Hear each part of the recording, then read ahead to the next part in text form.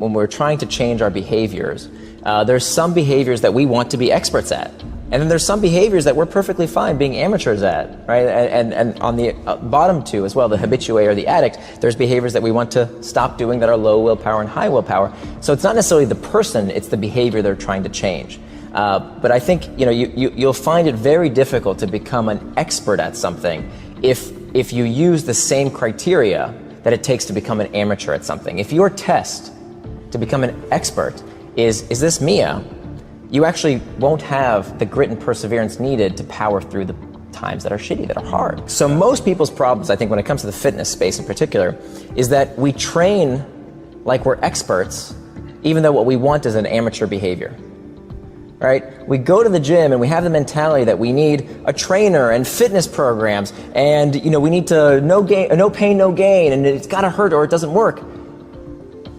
And that's the expert mentality. I've written on this article you alluded to called "Why Fitness Apps Make You Fat." Because what we find is that when you take that mindset in the expert quadrant of I've got to figure out, the expert quadrant is all about figuring out your mistakes, and it's got to be in some way painful in a way, or you're not going to get better. What that means is that people are doing exercise that they hate, which means it's not going to be sustainable. Not only that, we know that when you suffer at something, there's this phenomenon called moral licensing.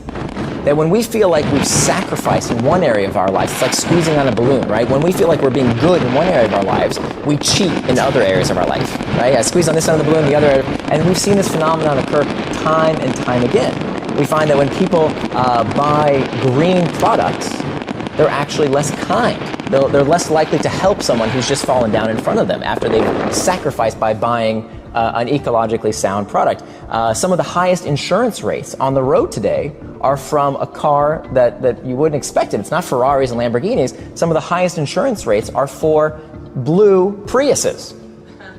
Right? Interesting. Right, because there's this effect of moral licensing. If we're good in one area, we're allowed to be bad in other areas. So how does this play out in the fitness world? Well, I just, sweated it out on the treadmill for 30 minutes, and it was so difficult, and I did it. I persevered, and it was so hard for me. I didn't enjoy a second of it.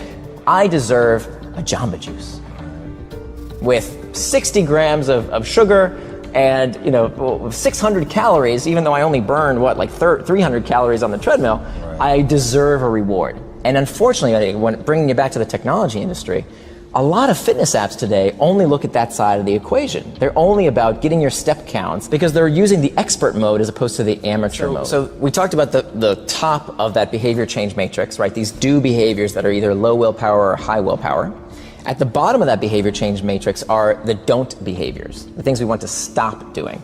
And so there again, we have low willpower and high willpower. So what I've utilized in my life is using a technique I call progressive extremism.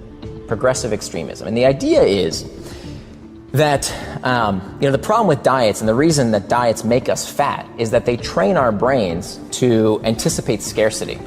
And of course, what you're doing when you train the brain to do something is that you're heightening the awareness. You're making us, these diets train us to expect, okay, I'm suffering today, but as soon as this diet ends and I can fit into my wedding dress, or the graduation ceremony comes, or here's my goal by the end of the year, I'm gonna, be at this weight.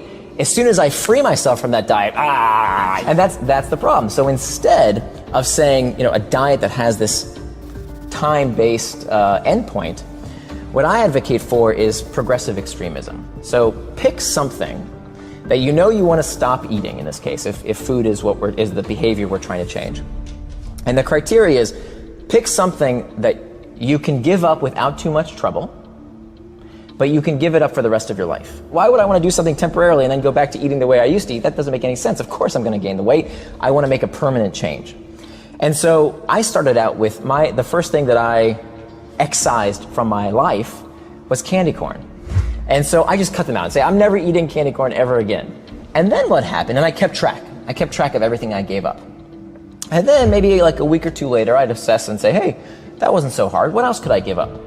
And then I would give up another thing and another thing. Then I think the thing I gave up was no sugary drinks in the house. Okay, I could have sugary drinks outside the house, no sugary drinks in the house ever again for the rest of my life. It's a rule, progressive extremism. So I went up this chart, kind of more and more and more things that I was giving up, until I gave up, just last June, I gave up refined sugars completely. It's just not something I do.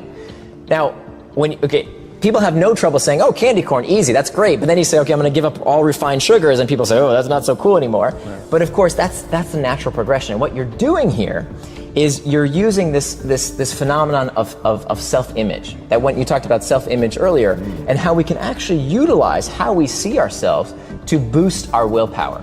There's been a lot of studies that show that when people identify a behavior that they do or don't do as part of who they are, it becomes much easier to resist. For example, if you're a vegetarian, if you're a devout Muslim, if you're an Orthodox Jew, you're not constantly asking yourself, should I eat the meat, or should I have some beer, or should I have some pork, right? Like, that's not a debate you're having on a constant basis. You just don't do that, because that's who you are, right? If I'm a devout Muslim, I just don't drink. That's just what I do. If I'm a vegetarian, I just don't eat meat. It's no longer a debate of should I, can I, is it okay? I just don't, right? Whereas many dieters, they think to themselves, well, should I not, should I have the cake? And what they're doing is expending this willpower resource that over time, there's a lot of evidence that shows becomes depleted, and it becomes very hard. It's this constant struggle.